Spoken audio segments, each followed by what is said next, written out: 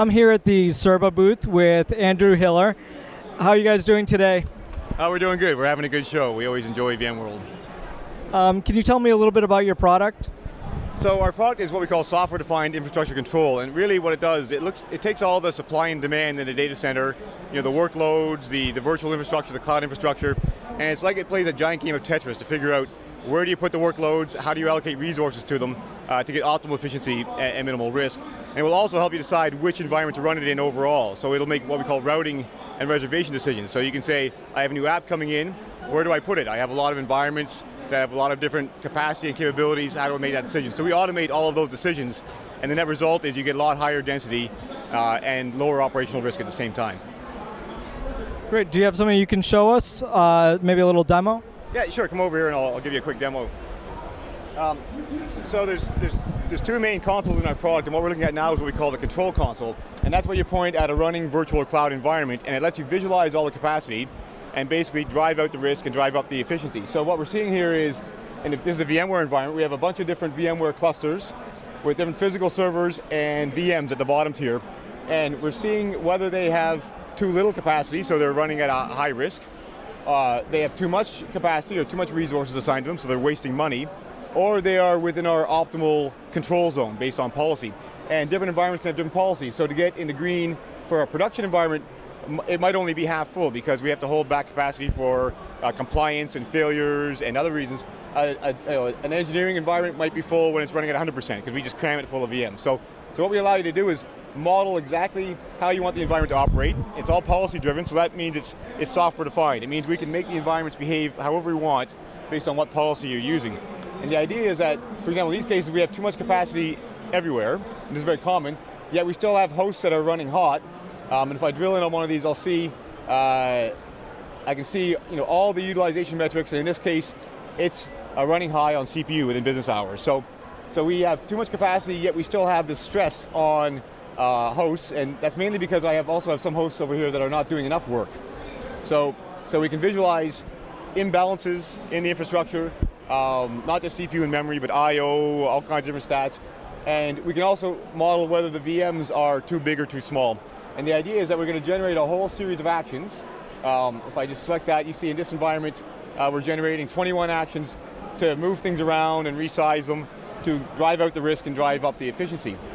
And if you look at overall in this environment, when I take these actions, what it'll end up looking like is like this. So the idea is you want to get everything into the green, you want to get rid of the operational risks, and then we can put more work into these environments and fill them up. And that's where you get a huge gain in efficiency and a huge financial benefit, because if you can avoid purchasing hardware for the next little while, we've seen customers save millions and millions of dollars just by using up the capacity they have. So let me show you that quickly, because that's the other part of the product is I have all the spare capacity, and each of these environments might have different capabilities. Some, again, are production, some are designed for running dev test workloads, and I have many different environments. Some of them might be Unix, some of them might be Hyper-V. We just added support for Amazon and SoftLayer as well. So I need to make a decision where I put apps across my infrastructure, and that's what this other console does. If I flip over to it quickly, this is what we call the reservation console. And so this is like hotels.com for IT. What we have on the right is all our hosting environments, ranked by how much spare capacity they have, and we're also modeling all of their capabilities. So I know that this San Francisco environment, it's VMware running on Dell hardware, and we have all the models of what the capabilities are. So we know exactly what software this can run, how much I/O it can do. So that's very important. So we understand completely all our hosting environments and all their capabilities. The left-hand side, these are inbound applications. So we take this web portal, for example, and it will have very detailed requirements. And I won't go through them now, but if you open this up, this will dictate everything from what software it requires to what we expect it to do. So we call this a portable demand model, very detailed model of what that application and its components are going to need. And I can simply take them and evaluate and say, where can that go? And we'll mathematically analyze it and say, well, we have, I'll just collapse this up for a second so you can see them all. We have 3 environments that are good candidates to host that application. One of them is not a good candidate, but it's possible, and a bunch of them can't run it for various reasons. And if I open that up, we'll see, these top scoring ones, they can run the workload, so they're fit for purpose. So we're doing all the checks to make sure that, I'll just open that up for a second. it's in the right place. It supports the right sizes VMs and the right storage and that type of thing. So it's doing a very detailed analysis to say it can run it and it has enough space. If I go down to one of these lower ones, we'll say this one can't run it because it's not allowed to run that department's workloads and it doesn't have the right kind of storage. So the idea here is that we can do a very, very detailed analysis of how to put workloads into the running environments, both internal and external environments, and we turn that decision from an art into a science.